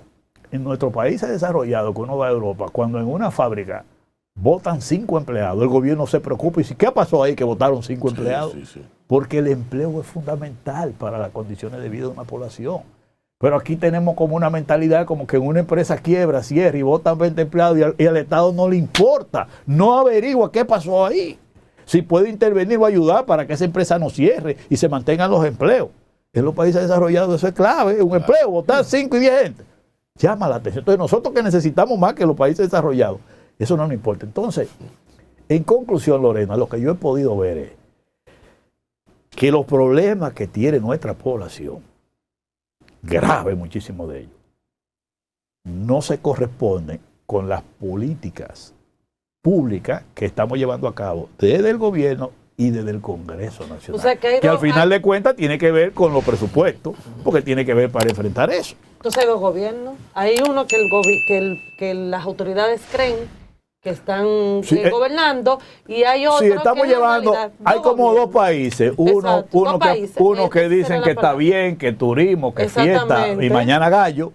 Y otro que la gente está cogiendo candela. Exacto. Que se la está llevando el diablo con la comida cara, que está pasando serios problemas con la inseguridad, con los problemas de salud. Señores, una enfermedad, como le llaman catastrófica, en una familia dominicana, es una tragedia. Claro. Pero aquí eso como que no... Tú dices, pero ve acá, los medicamentos de alto costo, como le llaman, no es prioridad. Pero una enfermedad de ese tipo, en una familia dominicana, clase media hacia abajo, es algo catastrófico. Se lleva a la familia entera. Bueno, pero eso parece que no es importante. Acabamos de pasar un tema reciente ahora, que todavía está vigente, pero no con la intensidad que estaba antes. El tema de la sequía, de la falta de agua. Señores, ¿pero ustedes han visto alguna política pública para ese tema? ¿Ustedes han visto que hay un interés? No. Y cuando tú oyes las estadísticas del mismo Estado, que te dice a ti, oigan bien, que el 72% del agua que se genera aquí con la lluvia del país se va al mar. El 72%. Con 34 presas de agua sedimentadas que no la limpian. Sin ni siquiera decirte todo eso. No. Que las aguas de riego que se utilizan para irrigar las plantaciones de esas presas más del 50% se pierde. Sí. Tú dirás, pero ven acá. Pero todo está hablado, todo está estudiado, todo está analizado. Aquí en este país todo está estudiado, todo está analizado, qué es lo que hay que hacer. Eso es verdad. A ti te dicen hay que hacer 10 presas para agarrar toda esa agua durante el año y almacenarla de manera que no pasemos esta sequía que pasamos. ¿Y ustedes han oído hablar de eso? No. Nada. Ya vamos a ello. No, con una ley. Para hacer eso no hay que tener la ley de agua, ni hay que tener todas esas pendejas que de una vez creen que un problema se resuelve con una ley modificándola. Entonces yo le estoy hablando cosas crudas por manejo de Estado y la experiencia que uno tiene. Y uno ve cómo las acciones gubernamentales como que están divorciadas de la realidad que está viviendo la población. O sea, tú oyes yo oigo, por ejemplo, yo nunca me opondría a que se desarrolle Pedernal, nunca me opondría. Pero cuando yo oigo que el gobierno dice que va a invertir 14 mil millones de pesos para construir 2 hoteles en Pedernal, el gobierno, oiga bien, el gobierno está buscando 4 prestados en el Banco de Reserva para construir 2 hoteles, para cuando esos 2 hoteles estén construidos, lo administra el sector privado. A mí esa política me preocupa, porque tú sabes lo que son 14 mil millones de pesos invertidos en el Banco Agrícola para producir comida para el pueblo dominicano. A baja tasa de interés, yo creo que eso es más importante. Sí. O sea, tú tienes la gente muriéndose en los hospitales. Entonces tú me vas a invertir en un proyecto de esa naturaleza cuando yo tengo la gente que se me está muriendo en los hospitales. Señores, los hospitales, usted ha ido últimamente a los hospitales. Lo que usted encuentra en los pasillos, en la sala de emergencia. Y ya eso está llegando inclusive a muchísimas clínicas privadas que parecen un mercado cuando usted va. Y yo le voy a decir lo siguiente. Al enfermo, al ciudadano que lo llevan a una clínica privada, lo primero que lo mata es el bolsillo más que la enfermedad. Porque no puede. ¿Cuánto? Con todo el protocolo, que el análisis que y el seguro. Señores, pero aquí... y yo le estoy describiendo cosas porque yo la estoy viviendo con la gente que estoy entrando en contacto. Por ejemplo, aquí, los seguros no te cubren un psiquiatra, ni un psicólogo. Y hay un tema de salud mental. Y hay un tema de salud mental gravísimo que todo el mundo sabía que después de la pandemia eso se iba a agravar. Eso no te lo cubre. Para atender a ancianos de que geriatra, que aquí hay muchísimas personas mayores de edad también, no lo cubren los seguros. O sea, ni el viejo, ni el enfermo mental, ni los niños son atención de un Estado como el que tenemos. Entonces, ¿para qué tenemos democracia? ¿Para qué tenemos Estado? ¿Para qué tanto dinero si no pensamos en la gente? Don Héctor, Pedro dijo que tiene una... No, pero es que no podemos dejarlo ir aquí. No Aprovechalo. Pero antes de tú irte esa parte, concluyendo sobre las aspiraciones mías al Senado de la capital, entonces, en concreto, yo ya le estoy dando seguimiento al presupuesto de inversión para este año 2023 que el gobierno tiene para la capital. Porque yo soy de lo que digo, que nosotros tenemos que definir cuál es la capital que queremos, si es una ciudad de negocios, si es de servicio, si es de turismo, si es de qué, para en función de eso, con la sociedad, podernos poner de acuerdo cuál es la capital que queremos y en función de eso, en el Congreso, pelear para las inversiones que hay que hacer en la capital. Y yo le estoy dando seguimiento a eso porque uno se encuentra con experiencia de que te dicen a ti que un préstamo de 90 millones de dólares para la zona colonial, invertirlo allá, y más de 400 millones que lo anuncian ahora, estamos hablando de cerca de 6 mil millones de pesos que te dice que lo van a invertir en la zona colonial. Y yo digo, podemos invertir todo lo que usted quiera. Ahora, primero, con los residentes ahí. Y segundo, y para la otra parte de la capital, ¿qué vamos a invertir? O sea, tú no puedes manejar una ciudad privilegiando una parte de la ciudad. Entonces, esa labor de fiscalización, de participación, de representación que tiene que hacer un legislador, esa es la que yo me estoy comprometiendo con los capitaleños, los que residen aquí, que voy yo a hacer desde la senaduría. Y yo conozco desde la municipalidad, he sido asesor del presidente del Senado y de los bloques parlamentarios del PRD, y he manejado relación desde el Poder Ejecutivo con el Congreso Nacional. Es decir, yo conozco por toda parte lo que es ese Congreso Nacional. Y esa experiencia, ese legado, yo lo voy a poner al servicio de la gente que reside en la capital para defender a los capitaleños, sin importar partidos, se lo sigo diciendo, sin importar partidos. Porque yo no empeño mi cabeza ni con líderes, ni con grupos económicos, ni con partidos políticos. Para mí es con la sociedad que yo me comprometo. Amén. Bueno, mira, Héctor, aprovechando esa vasta experiencia de Estado que tú tienes, ¿cómo tú ves la coyuntura política actual, la gestión de este gobierno? Y por supuesto, tengo que hacerte una pregunta de asuntos municipales, porque si hay uno que conoce en este país de asuntos municipales, se llama Héctor Guzmán. Sí. ¿Qué han hecho estos alcaldes por esta ciudad? Viven a espalda de ella. Cuentos invernales, los desagües, lo que llaman aquí popularmente, como dicen ustedes, el desagüe. ¿Qué es lo que está pasando en esta capital? Mira, son varios temas que te cogerían un programa entero. Tú es que tú te vas a las 10 de la noche de aquí hoy. Porque mira, el primero es el político, la coyuntura política. Al día de hoy no hay decisión de primera vuelta en el nivel presidencial. Entonces, hay un factor importante que hace que los partidos políticos comiencen los escarceos de posibilidades de alianza, que deben definirse, yo diría que prácticamente, cuando digo definirse, conversarse y si hay o no hay, deben de decidirse prácticamente en el mes de mayo por el hecho de que el 2 de junio la reserva de candidatura de los partidos que van a primaria, que son los partidos considerados mayoritarios, más grandes, tienen que definirse y eso arrastra a los otros partidos. Entonces, cuando tú definas reserva de candidatura, se supone que tú tienes conversación con alguna otra fuerza política. Pero en materia de alianza no hay decisiones en este momento, ni para un lado ni para otro. Y en esos apretos están todos los partidos, incluyendo el partido de gobierno, porque a veces te preguntan a ti, ¿y usted qué está en alianza? Y no, nosotros no. La ley obliga a que todo el mundo tenga eso ahora mismo en conversación. Porque cuando tú decides la reserva, tienen que ver conversaciones con otro partido o con organizaciones sociales o con alguien, en ese sentido. De manera tal que cuando tú tomas el escenario político nacional, en este momento no hay preferencia electoral que te pueda decir que aquí se va a decidir elecciones en primera vuelta. Y mi experiencia, mi olfato político de lo que yo estoy viviendo en las relaciones políticas, porque tú sabes que en los partidos nos ponemos en contacto y los dirigentes estamos activos, me luce que hasta ahora el panorama parece indicar que vamos a ir a un escenario de primera vuelta con cada uno con su candidato y que las elecciones se decidirán en la segunda vuelta. Eso es hoy. Esto puede cambiar en un mes o 2 meses, puede cambiar. Pero todo parece indicar que en el nivel presidencial la opción que se va a tomar es que cada quien lleve su candidato. Tú tendrás un Abel Martínez que aspira, tendrá a un Luis Abinader, tendrá a Leonel Fernández, y en el caso del PRD a Miguel Vargas Maldonado, y los otros que van a ir saliendo porque van a aparecer más candidatos y es posible que todos vayan, cada quien a medir su fuerza.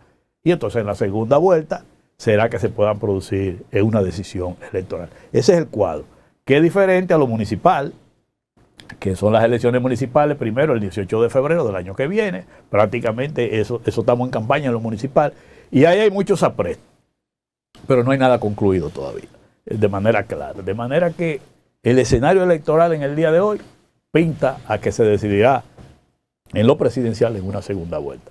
Y en los otros cargos no están definidos los acuerdos que se pudieron producir al día de hoy. Pero mayo, junio, ahí lo vamos a ver, qué va a pasar. Porque la ley obliga a que tú tengas decisión de ese tipo y ahí me imagino que a partir de ahí se harán públicas cualquier tipo de acuerdo que se hayan hecho, pero todo el mundo está ahora mismo trabajando con su propia fuerza. Tú me preguntas a mí que estoy aspirando a senador y yo ando buscando los votos para que la gente me apoye a mí. Si mañana otro partido me va a apoyar a mí, eso va a verse en el momento, pero hasta ahora cada quien está, como dice, trabajando por su candidatura presidencial, senatorial, municipal, hasta que cada quien muestre su fuerza, muestre su fortaleza, muestre su brazo. Eso es esa parte política. Y en la situación económica y social, todas las encuestas, las serias y las que no son serias, que se publican, revelan que el país tiene una situación muy grave en materia de lo que es el alto costo de la vida, el precio de la comida, de la medicina, todo eso, la inseguridad ciudadana y el desempleo. Y de ahí va en otros temas como la educación y la salud, que para la población es una situación alarmante. Ese problema de la comida, mire señores, las cajas de los supermercados y de los colmados, que no es paje coco, porque cerca de un 70% de la comida que la gente compra es en los colmados que la compra. Y cerca de un 20% en los supermercados, cuando usted suma 70 y 20, el 90% va al supermercado y va a colmado. Y ahí eso es un griterío lo que hay. El gobierno anunció una serie de programas, pero no funcionan. Llevan como 7 programas para... Hay una reciente ahora que lanzó el gobierno. Ese es un proyecto, como dijo el mismo presidente, que dice que lo están organizando y que van a hacer un plan piloto en Santo Domingo Este. Es decir, que el gobierno todavía no tiene nada concreto en eso. Yo puedo valorar la intención, pero mi experiencia agropecuaria me dice que eso es insostenible. Claro. Eso es mi experiencia. Yo conozco cómo se maneja la política del campo, la comercialización, el sector agropecuario. Trabajé muchos años en eso. Desde un agente de crédito a un agente de área hasta funcionario de alto nivel. Vine todos los niveles del sector agropecuario y conozco muy bien de eso. Romper esa logística, nada más a nivel de transportación. No, como yo vi que anunciaron eso, yo dije, eso no es conocer la cultura de cómo se maneja el campo dominicano en materia de producción, comercialización y eso. Por ahí no es que anda la cosa.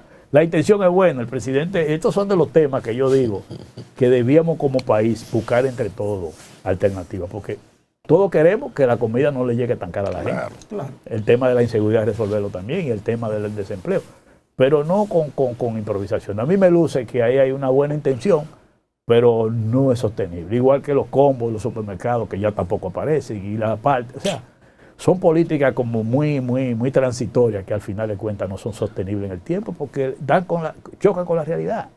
Ahí hay otros factores que entran en juego que no se pueden manejar así. Y lamentablemente tú le vendes, al final te resulta negativo porque tú le vendes una expectativa a la población y cuando eso falla, lamentablemente toda la población se indigna, se frustra. Otro fallo más. Yo pienso que el presidente debe pensarlo bien ese tema y deben de analizarlo bien. Y uno en lo que uno pueda cooperar, uno coopera porque, señores, la ley de la oferta y demanda es clara. Un producto se pone a precio asequible si hay mucho. Si hay cuando hay escasez no hay quien lo baje, hermano. Porque el comerciante lo que hace es ganar cuarto. El comerciante va a ganar cuarto, eso no es verdad que tú lo vas a controlar. Hay otros mecanismos que son los que deben emplearse, pero el gobierno no sé por qué no le marcha a esos mecanismos. Mira, Héctor, uno ve al día de hoy, a pesar de la experiencia que se tiene, incierto tú poder vaticinar qué va a pasar en las próximas elecciones desde el punto de vista de primera o segunda vuelta, porque por ahí se dice que el PLD ahora mismo es un partido determinante para que la oposición pudiera ganar las elecciones, si se unificara. Y por ahí andan rumores de que en el PLD hay un sector grande, muy importante, que anda recogiendo firmas para obligar una alianza antes de la primera vuelta. Eso se está moviendo por ahí. Y por otro lado, en la experiencia que hemos visto, este país no tiene tradición de segunda vuelta.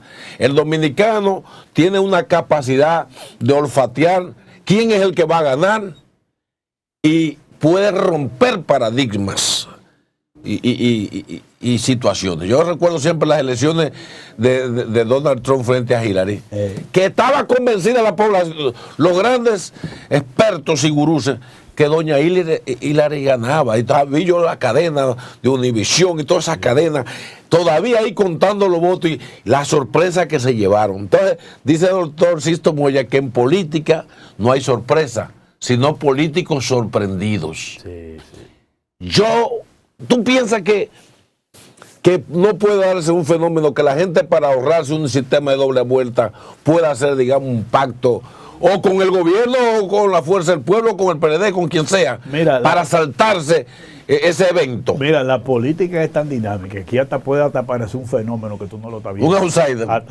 Un fenómeno que tú no lo estás viendo en el escenario puede hasta aparecer. Bueno, pero de lo dinámica que es la política. Y no es aquí, ya lo hemos visto en América Latina. Claro. Yo le expliqué varios ejemplos que han pasado, porque todo depende de la coyuntura. Ahora, lo que hay hoy, y yo estoy en los niveles donde se mueven las cosas, no hay decisión en primera vuelta, porque hay posiciones de que cada quien lleve su candidato presidencial, estoy hablando. Entonces, si los partidos están así, esa realidad tú no la puedes cambiar. ¿Que puede cambiar con el tiempo? Sí, puede cambiar. Claro que sí. Recuérdense, el proceso electoral del 96 fue una decisión de segunda vuelta. Exacto. Cuando Balaguer decidió apoyar la única experiencia. La única experiencia. Después, entonces todas se han decidido en primera vuelta. Ahora también usted tiene que conocer esto, porque esto lo manejamos los estrategas políticos. Los partidos, cada quien tiene su estrategia. Si ustedes observan el gobierno, su estrategia es el escenario de ganar en primera vuelta. Obsérvenlo. Claro. O sea, tú trazas un escenario de decidir en primera vuelta y hay quienes trazan una estrategia para ganar en segunda vuelta. En el 2004, cuando yo estaba con el presidente Hipólito Mejía, nosotros teníamos una estrategia de segunda vuelta con el Partido Reformista. Había un acuerdo por abajo, porque la política tiene muchas cosas que las que no se ven son más importantes que las que se ven. Sí. Teníamos un acuerdo hablado con el Partido Reformista que sabíamos que si sacaba un 15% en las elecciones del 2004, y esto yo lo estoy revelando ahora, yo no lo había dicho en ningún programa. Primicia. Le estoy revelando algo. Nosotros teníamos un acuerdo con la reelección de Hipólito Mejía, con el Partido Reformista, que le dimos muchísimo apoyo. Cuando ellos estaban en un 15%, si ellos hubiesen logrado el 15%, había segunda vuelta, porque nosotros no teníamos posibilidad de primera vuelta. Entonces jugamos a la segunda vuelta. Pero ¿qué hizo el PLD con Leonel Fernández? Que sabiendo, se entera porque también existe la inteligencia política en toda la campaña, que sabía que esa era la estrategia de nosotros con el Partido Reformista. Vino Leonel Fernández, que era el candidato, y le marcharon al candidato del Partido Reformista, que era Eduardo Estrella, para bajarlo. Entonces, ¿cuánto sacó el Partido Reformista? 8% en esas elecciones. De 15 lo bajaron a 8 en día. Sí. Y al bajar al Partido Reformista, Leonel pasó en primera vuelta. Para que ustedes vean lo que es la estrategia política. Y a todo eso estamos expuestos de aquí a las elecciones. Sí. Y yo se lo digo por experiencia. Días antes, en el 2024, 2 o 3 meses antes, estábamos en un escenario de segunda vuelta. Y por esa estrategia que desarrolló el PLD con Leonel Fernández a la cabeza, de bajar al Partido Reformista y a Eduardo Estrella, se fue Leonel en primera vuelta y no hubo segunda vuelta. Entonces la política es eso, es un arte con mucha información que uno se maneja. Entonces ustedes observan ahora el gobierno que está trabajando para decisión en primera vuelta.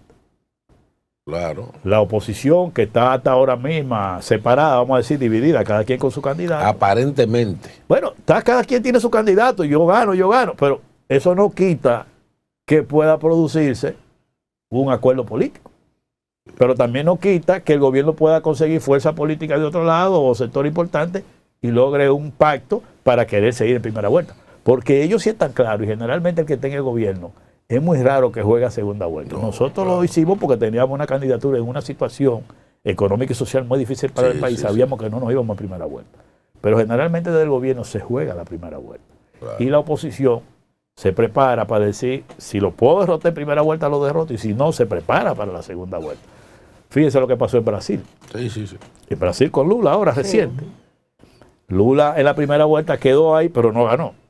Entonces, 2 partidos pequeños que quedaron en segundo y tercero, uno con un 3 y otro con un 4%, le dieron la victoria. Decidieron, sí. Para que usted vea que también en política no hay enemigos pequeños. No. Todas esas variables son las que uno trabaja. Cuentan en la política. Oh, pero acá nadie, oye, aquí hay alcaldías que se quedaron en empate y hubo que tirar un chele para arriba. Sí. En votos. Y otras se ganaron por 3 y 4 votos. Por 2 y 3 votos. Para que ustedes vean, porque eso lo sabemos, lo que estamos en la carpintería y en el día a día de la política. Y manejamos toda la información. Porque déjeme decirle que ya todo se investiga, todo se averigua. Inclusive yo puedo saber, mis seguidores, cuál es la simpatía que tienen, por qué lado yo puedo pactar una alianza para que la mayoría esté de acuerdo. Y yo lo investigo. Y ahora la investigación ha avanzado tanto, porque ahora hay y este es un dato también nuevo que se usa mucho en la política ahora. No solo existen las encuestas que uno hace físicamente de investigación, sino hay lo que le llaman las escuchas digitales. Las escuchas digitales ahora mismo son muy importantes porque ya tú también puedes saber la opinión pública, cómo está, a través de unos programas que hay que monitorean toda la opinión que se da en los medios digitales y en las redes sociales. Entonces eso te da una información que tú la tienes para saber por dónde tú debes manejarte. De manera que hay muchos recursos, muchos instrumentos, que ahora lo que hay que saberlo es leer los resultados para trazar política. De manera que de aquí a allá muchas cosas pueden suceder. Muchas cosas pueden. Antes de finalizar el poco tiempo que tenemos, la encuesta Gallup, hablando de encuestas, de guerra de encuestas, todo lo que ha pasado, si es así, si no es así, ¿cuál es su parecer, Héctor? Mira, la encuesta Gallup, yo después que vi que el representante de la empresa, el amigo Rafael Acevedo, dijo que él admitió que hubo un error en la muestra. Y admitió otros errores, pues tanto, si una cosa comienza mal, termina mal. Es decir, los resultados no vale la pena considerarlo. Pero de esa encuesta a mí me llamó la atención un elemento que poca gente lo ha señalado. Y a mí me ha tocado trabajar mucho en diseño de encuestas, evaluación de encuestas y resultados.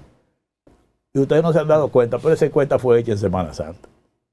Por eso fue hecha del 1 al 5 de abril. Y nadie aquí hace una encuesta en Semana Santa. Porque es que las variables que se producen en Semana Santa, ese periodo no es apropiado para hacer una investigación porque los resultados van a ser viciados. Un problema de la Semana Santa es la movilidad de la gente. Allá ahí comienza la muestra con problemas. Aquí hay 2 periodos en los que nadie recomienda encuestas, Semana Santa y Navidad. Nadie recomienda. Entonces tú tienes, a la hora de tú hacer una encuesta, tú tienes que saber también el momento que tú la haces. Y esa fue del 1 al 5 de abril. Es decir, el 5 de abril era miércoles santo. En plena Semana Santa. Entonces a mí me llamó la atención. Poca gente ha observado eso, pero como a mí me ha tocado diseñar muchas encuestas, tanto aquí como en el exterior, lo primero que tú vas a diseñar en una encuesta es tú decir, primero, los partidos lo primero que decidimos es qué queremos investigar, qué queremos saber. Y después que queremos saber, nos vamos a la muestra y después nos vamos a la muestra, ¿cuándo la vamos a aplicar? Entonces, por ejemplo, yo sé de una compañía que iba a hacer una encuesta aquí a principios de año y a mí me consultaron para el tiempo. ¿Esto qué tú crees? Vamos a hacer una encuesta política, nosotros queremos una consulta contigo. ¿Qué vamos a hacer? ¿Te parece en enero? No. Nosotros le sugerimos que la haga en la primera semana de febrero. ¿Por qué? Porque en enero quedan todavía los efectos de la Navidad. Sí. Y generalmente ese periodo, diciembre, enero, principio, a quien favorece al que está gobernando, porque ahí hay que se dan los dobles sueldos, ahí hay que se dan las ayudas, ahí que viene todo lo de Navidad. Entonces, como es un tiempo contaminado, tú no lo haces. Porque una encuesta es estadística. Tú tienes que tener la mayor cantidad de variables normales para que el resultado de la investigación sea creíble, sea confiable. Sí. Si está contaminado, tú no lo puedes hacer. Y eso de la encuesta Galo, yo te lo digo a un amigo mío que no lo habían visto, y dijo, pero ustedes vieron el periódico, yo le digo, Semana Santa. Y, ¿cómo? No, pues eso no sirve. Digo, no digamos así, porque tú tienes una compañía encuestadora y si tú me pagas a mí para que te la haga, yo te la hago hasta un Viernes Santo si tú me la pagas. Claro. Porque tú me la estás pagando, ahora si tú quieres creer en esos datos. Pidiéndole permiso a Jesucristo. Si tú quieres creer en esos datos, eres tú que crees. Y la gente está en la playa el fin de semana de Semana Santa y tú la quieres hacer ese día, bueno, pues eso es un problema tuyo. Entonces, de manera, Lorena, que a mí yo no entro en cuestionamiento de eso porque ya el mismo jefe de la GALU dijo que hubo error en la muerte y por tanto sus resultados no son valederos. Además de que, mire señores, las encuestas las tienen todos los partidos. Y había un comunicador precisamente donde presentaron esa encuesta que decía, pero si usted no está de acuerdo, presente la suya, el partido que presenta la suya. A mi amigo que está en ese programa, Ricardo Nieves, yo le digo, los partidos no publican sus encuestas porque cada partido hace su encuesta para diseñar una estrategia. Claro. Y si publica su encuesta, está poniendo en evidencia su estrategia. Y eso no lo va a hacer nadie. Claro. Entonces los partidos tenemos los resultados, tenemos los datos, pero no te lo van a publicar. Primero, si tú dices que esa encuesta la hizo tal partido, todo el que no es ese partido no cree en ella. Es lo primero. Y segundo, que tú pones en evidencia tu estrategia. Y nadie va a poner en evidencia su estrategia. Tú si vas a hacer una encuesta, tú dices, yo quiero investigar esto. Si tú la vas a hacer, yo dice, yo quiero investigar esto. Y si tú la vas a hacer, yo quiero investigar esto. Entonces cada quien tiene su propósito, su objetivo, su estrategia para diseñar. Entonces si tú la publicas, te van a dar cuenta por dónde tú vas. Claro. Entonces es por eso que los partidos no publican sus encuestas. Y déjeme decirle, hay mucho cuestionamiento con las encuestas, no solo aquí, en toda América Latina, y eso se ha estudiado, se ha analizado. Porque ahora, como las encuestas son compañías que dejan mucho dinero y negocio, hay muchas firmas encuestadoras que lo que hacen son encuestas para favorecer al cliente, porque si un cliente no le va bien, entonces te vota. Claro. Sí. Cancela la compañía, cancela el trabajo y la gente que tiene muchas compañías esas anda buscando su chelito. Pues Hipólito fue sincero cuando dijo que las encuestas las gana el que la paga. Pero por lo primero que tú tienes que saber cuando vas a analizar una encuesta es quién la pagó. Sí. Eso le llaman en estrategia política como algo que es lo principal. Sí. A ti te entrena, por ejemplo, todos los entrenamientos que yo he recibido de vocería y de diseño de campaña y cosas así, y sobre todo de vocería, con las encuestas, hay varios mensajes que te dicen cuando tú ves una encuesta. Primero, averigua quién la paga. Claro. Porque eso tiene mucho que ver con quién la paga. Y segundo, una encuesta, y esto le queda a los amigos televidentes que también están viendo este programa, sobre todo los jóvenes, una encuesta que tú no controles, no la ponderes. Porque hoy te puede favorecer y mañana te puede perjudicar. Así es. Esa es otra recomendación. Tú ves que aquí hay unos políticos a veces medio locovijos, que una encuesta sale favoreciendo y como dicen, tú ves, ¿sabes? Y comienzan así. Y después cuando le viene a revés, ¿y ahora qué tú haces? Porque tú no la controlas. Claro. Y el que está haciendo una sesión de encuesta que va a tirar varias, tiene un propósito. Sí. Fíjate que aquí hay firmas encuestadoras que dicen, son las más prestigiosas, las que siempre han acertado. Ellas comienzan haciendo propaganda y al final tiran la verdad. La última, la de ellos, la de proteger la marca. Exactamente. Claro. Eso se usa mucho Sí, en sí, campaña. sí. Déjeme decirle que hay candidatos que usan estrategias políticas de manejo de encuestas, que le llaman a eso a desacreditar las encuestas. Usan muchas encuestas de compañías de carpeta para que nadie cree en ninguna. Hay estrategias como esa que le recomiendan algunos asesores. Hay otros que dicen, no, yo prefiero no hacerle caso, y le funciona.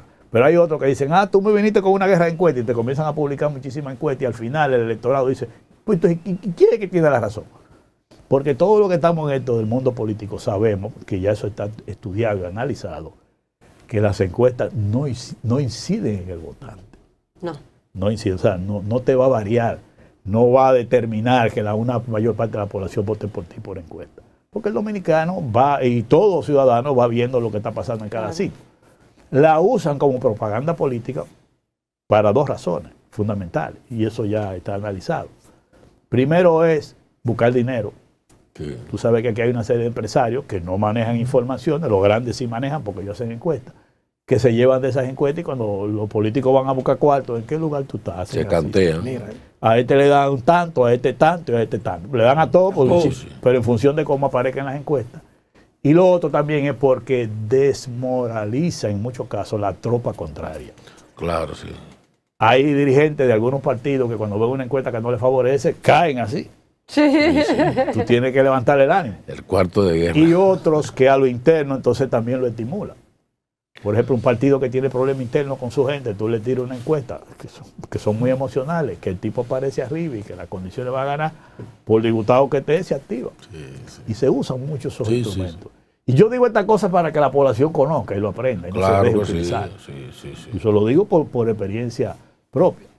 Y como yo le decía a un amigo de un programa que me pregunta esto, ¿y tú qué te explicabas toda esa cuestión? ¿Tú lo has hecho? Sí, yo lo he hecho. Yo he hecho mi travesura también. Claro que sí. En política le llamamos lo que es la mano izquierda y la mano derecha. Política. Porque si la usan contigo, tú no puedes quedarte cruzado de brazos. O sea, yo sé lo que es manejo de encuestas, propaganda y ese tipo de cosas. Crear percepción. Sí, yo lo sé todo eso. Y yo lo digo para que la población lo entienda, lo escuche, lo vea y cuando vaya a evaluar, no se deje engañar. Exactamente. Yo lo digo así. Y lo he vivido. Y lo he hecho. Y lo he trabajado aquí y fuera de aquí. O sea, yo he trabajado con asesores de campaña en Colombia, en México. Los mexicanos Esos mexicanos son el diablo en eso. Son duros en... Yo tomé una clase. No, ellos son duros en todo. Inclusive en ponerte a hablar cosas que tú no has dicho. Sí. O sea, te ponen un audio y un mensaje de voz y que tú dices, yo nunca dije eso. Bueno, pues ellos te lo arman. Por eso fue que... Y yo sé cómo se arma eso también. Sí, ahora, con la tecnología también, así como se prepara lo malo, se detecta también porque también hay sistemas tecnológicos que cuando a ti te distorsionan el mensaje o la voz o te editan cualquier cosa, rápidamente, en horas, te descubren que tú hiciste un montaje. Sí. Y por eso a veces muchos de ellos hacen esas manipulaciones sabiendo que eso va a durar 1 o 2 horas nada más. Sí. Pero la sueltan. Sí. Y ellos saben que lo van a detectar. Sí, eso hicieron con Sofía ahora, la humanoide. Esa fue muy vulgar. Vulgarmente. Esa fue muy vulgar. A Sofía la cubiaron y fue muy vulgar. Sí. Sofía se defendió luego. De una vez. Y en español. Bueno, don Héctor, gracias. Pero yo digo estas cosas para que la gente aprenda. Por eso fue que el doctor dijo, huele a tequila, El doctor ¿Tú viste que habló de México ahí? Sí, huele a tequila. En México son expertos en travesura. Por eso fue que dijo eso, huele a tequila. Claro, porque él sabe que los mexicanos son expertos en travesura. Ahí había un como lo sabemos nosotros. A mí me invitaron a hacer campaña en México para irme para allá por 6 meses, pero no podía durar tanto tiempo. Pero conocí varios traviesos. Sí, porque ya las campañas son cortas, son 3 o 6 meses. No, y que son muchas campañas. Es un país muy grande. Y esa campaña Estados Unidos de México. En una de Colombia fue que yo ayudé cuando crearon la reelección de Uribe, que crearon el Partido de la Unidad Democrática. Sí. Que para su conocimiento comenzó con un anuncio que nadie sabía lo que era.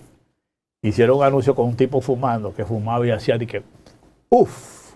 Y la gente no sabía que era posicionando para después decir Unidad Democrática. Sí. Y todo fue una campaña diseñada.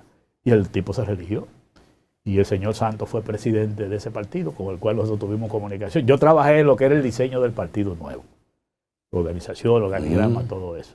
A mí me ha tocado trabajar en definir partidos. Ese y fue con Dr. Ríos. Ese es un tema, cuando Torrijos en Panamá, los panameños no sabían de partido, con el general Torrijos. Y Peña Gómez lo trajo aquí al equipo de Torrijos para hacer el PRD de Panamá, que se hizo aquí. Se hizo ahí en un hotel aquí en Malecón. Le enseñamos a los guardias cómo se hacía partido en esa ocasión. Ese es un tema que está pendiente. Presidente. No solamente del partido, también de los de aquí también. Ese es un tema que tiene que volver. De los de aquí, eso es una historia. De los de aquí es una historia larga. Pero es bueno que la gente conozca esta cosa y yo la cuento para que no se dejen engañar. Y voten por el que usted entienda que le conviene, como cualquier candidato, sin importar el partido. Y yo digo estas cosas para que la gente adquiera conciencia a la hora de votar. Doctor, gracias por estar con nosotros. Gracias a usted. Héctor Guzmán. Gracias de verdad por empaparnos. Nos quedó lo municipal. No, quedó esa parte. Le digo que esto tiene que ser hasta las 10 de la noche. Y el PRD y Miguel, ¿y cómo va la cosa? Hay gente que me acusa de que está por perder su trabajo y que porque uno comienza a hablar de todas esas cosas, la gente quiere oírlo y escuchar. Y yo digo, bueno, pero si perdiste tu trabajo, no me culpe a mí. Pero es bueno que la gente conozca esta cosa. Y yo le agradezco a ustedes que nos permitan también poder nosotros exponer esto para crear conciencia, sobre todo en los jóvenes, que sepan cómo es la política y aprendan de eso. Doctor, mira, aquí yo no voy a pedir permiso a producción, porque aquí me está preguntando un televidente, no puedo dejarlo ir, lamentablemente. Mira que hemos estado como y no podemos, porque siempre como que hay un tema, hay que aprovecharlo usted. Y me pregunta que a quién va a apoyar Miguel Vargas. No, fue lo que yo dije, que nosotros ahora mismo no hay nada decidido, hay que esperar que el proceso avance. Pero si hay no sé. ¿Por qué él aspira a presidente? Claro. Pero nadie sabe si en una segunda vuelta tal vez pero hay que esperar. Él puede apoyar a los hermanitos, hay que esperar. O a la Fuerza del Pueblo. Hay que esperar. Porque él y el presidente de la Fuerza del Pueblo, doctor Leonel Fernández, han coincidido como en 2 ocasiones fuera de aquí. Aquí déjame decirte que una de las ventajas de la democracia dominicana es que aquí el liderazgo político siempre ha tenido buena relación, inclusive desde la época de Balaguer. La gente que cree que nosotros los políticos nos peleamos y como que nos estamos matando, no. Peña Gómez y Balaguer tenían comunicación y Jacobo Malluta y manejaban situaciones. Y así también Hipólito con Bosch y lo hacía con el otro. Y muchas decisiones también lo consultaban. Sí, se consulta. Y ahora también hay comunicación, que Danilo, que Leonel, que Miguel, que Luis Abinader. Siempre hay comunicación. ¿Y es verdad que hay comunicación entre Danilo Medina y el doctor Leonel Fernández? Sí, lo ha habido, porque ahora con la misma situación inclusive ellos llegaron a hablar por teléfono y también hay gente que comunica uno de un lado a otro. No, porque por el tema de salud, claro, el doctor déjeme decirle que pero a nivel político, los políticos nos comunicamos a ese nivel, o directo o indirecto a través de personas. En los momentos más difíciles de la crisis de Peña Gómez y Jacobo Malluta, a mí me tocó ser mediador, ser el puente de comunicación entre ellos dos. En un momento, que lo hacía Agripino también, con los políticos. Don Héctor, ¿y usted cree que pueda darse eso, de que Danilo Medina apoye al doctor Leonel Fernández a pesar de los conflictos que hubo internamente entre ambos? Mira, en política no se puede descartar nada de ese tipo de cosas, porque yo viví la separación de los líderes del PRD como Peña Gómez y Jacobo Malluta, y viví la unidad de ellos de nuevo. Entonces, si se separaron y se juntaron, somos humanos todos. Ay, los hermanitos, ¿se perdonaron?